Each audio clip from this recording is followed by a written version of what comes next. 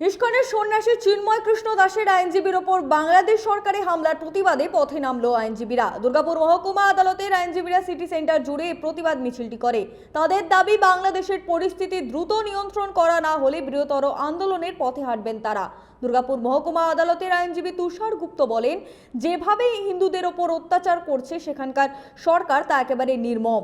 সেখানে মহিলারা সুরক্ষিত নয়। ইস্কনের সন্ন্যাসী চিন্ময় কৃষ্ণ দাসের আইনজীবীর ওপরও হামলা চালানো হয়েছে, হুঁশিয়ারি দেওয়া হয়েছে গণপিটুনির। তা একেবারেই নিন্দনীয়। এই ঘটনাগুলির প্রতিবাদে আইনজীবীদের এই আন্দোলন।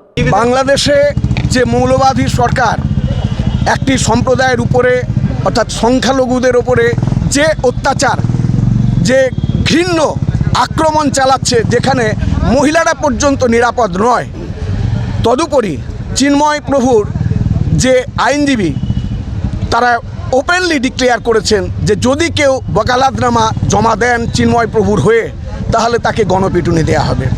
একটা সভ্য সরকার, গণতান্ত্রিক চিন্তা সম্পন্ন সরকার এই কথা মানতে পারে না। কিন্তু তাহলে আজকে ওই আইনজীবী বা আইনজীবীদের বিরুদ্ধে বাংলাদেশ সরকার ব্যবস্থা নিতে পারত, কিন্তু তারা নেননি। আমাদেরকে পথে নামতে হলো এই কারণেই, একজন আইনজীবী হিসাবে আইনজীবীদের স্বার্থ রক্ষা করার জন্য। এবং আমরা মনে করি এটা সব দেশে স্বীকৃত, যে কোনো আসামির আত্মপক্ষ সমর্থনের অধিকার আছে এবং সেই অধিকারকে একদম কাশবকে আমাদের আইনজীবী দেয়া হয়ে 5 বছর ধরে আমরা তাকে পুষেছি। আমরা তো এরকম করিনি। কাজে ভারতবর্ষে যে গণতান্ত্রিক চিন্তা ভাবনা রয়েছে পার্শ্ববর্তী দেশে, তার ছিটে ফোঁটাও দেখা যাচ্ছে না। এটা কি মানে সরকার কট্টরপন্থী আর মৌলবাদীদের প্রশ্রয় দিচ্ছে বলে মনে হয়? অবশ্যই সরকার যদি মৌলবাদীদের প্রশ্রয় না দিতেন তাহলে আজকে বাংলাদেশে এই অবস্থা হতো না। ওখানে মহিলারা পর্যন্ত আজকে নিরাপদে নেই।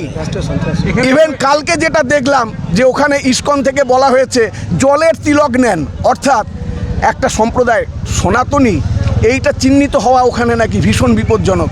কালকে আমি দেখলাম যে ইস্কনের একজন প্রভু বলছেন যে আপনারা জলের তিলক নেন, যাদের মাথা ন্যাড়া করা আছে আপনারা মাথায় টুপি বা গামছা দেন, যাতে আপনাদেরকে আইডেন্টিফাই করা না যায়। আপনাদের প্রতিবাদটা দুর্গাপুরের রাস্তা থেকে কি সেই আওয়াজটাকে বাংলাদেশ পর্যন্ত পৌঁছাবে?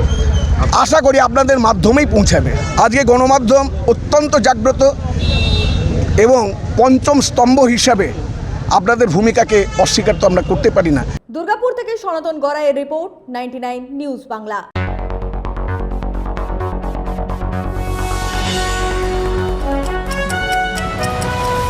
আপনারা দেখছেন 99 নিউজ বাংলা।